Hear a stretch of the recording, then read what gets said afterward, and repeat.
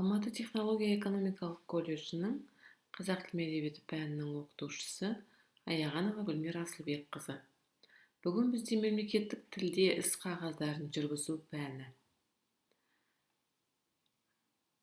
Жаңа тақырып анықтама және оның түрлері.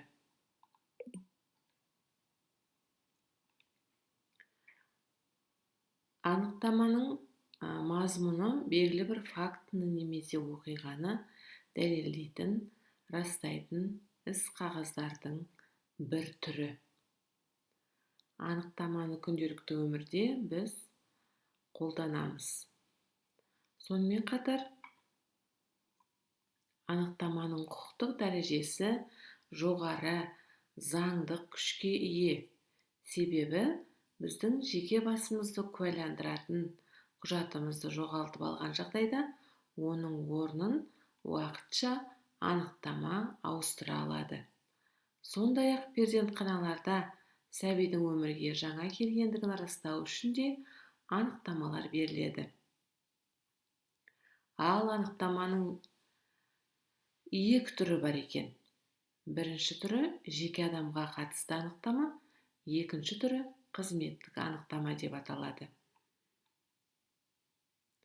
Жеке адамға қатысты анықтама көп жағдайда жеке адамға байланысты нақты бір ақпаратты растау үшін беріледі. Мысалы, анықтамада тегі, аты, туған күні, туған жері, еңбек өтілі, атқаратын қызметі, мамандығы, білімі туралы мәліметтер толықтай қамтылады. Анықтама беру журналындағы рет санының өсу тәртібіне орай әр анықтамаға нөмір қойылады. Және бірнеше дана берілсе, ол да көрсетіледі. Яғни мысалда көрсетілгендей сандармен белгіленеді. Берілген анықтаманың көшірмесі мекемеде қалдырылмайды. Кейбір ерекше жағдайда көшірмесі қалдырылатын болса, ол жеке іс болмасына немесе қызметкердің жеке ісіне тігіледі.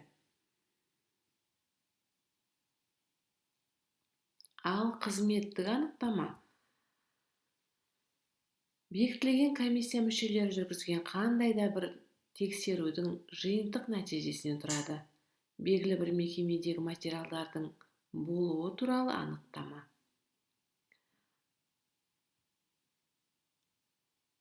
Ішкі бақылау комиссиясының анықтамасы белгілі бір мекемелердегі ұйымдардағы немесе олардың бөлімшелеріндегі жұмыс түрлерін тексеріп, қорытындылау, бағалау мақсатында да жазылатын анықтаманың түрі бар.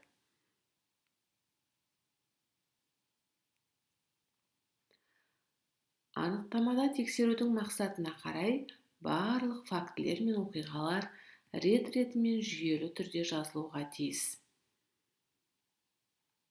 Жеке адамға қатысты анықтама мен қызметтік анықтамалардың айырмашылықтары мынада. Қызметтік анықтамада адресат деректемесі рәсімделеді. Ал жеке анықтамада адресат рәсімделмейді. Анықтаманың құрылымы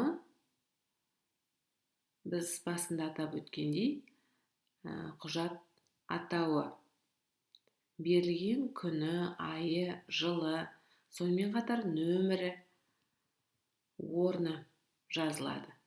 Негізгі мәтін көрсетіледі. Анықтаманың қай ұйымға арналып берілгендігі туралы мәлімет беріледі. Анықтаманың жарамдылық мерзімі жайлы толық көрсетіледі. Анықтама мәтінінде жазылған мәліметтің растығына жауапты ұйым жетекшісінің лауазымы, аты жөні, қолы қойылады. Анықтаманы беріп отырған ұйымның мөрі басылады. Осындай анықтаманың түрлерін күнделікті өмірде біз қолданамыз.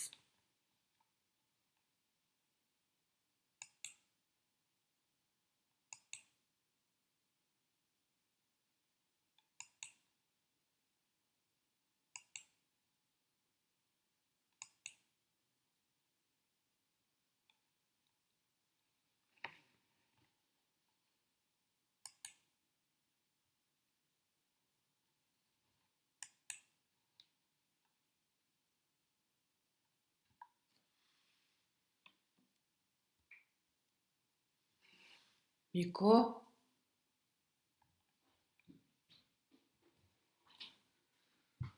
Остановить дедің ба? қаяғын басады мынаның. Неғылан шығасың деп қашан айтамын саған?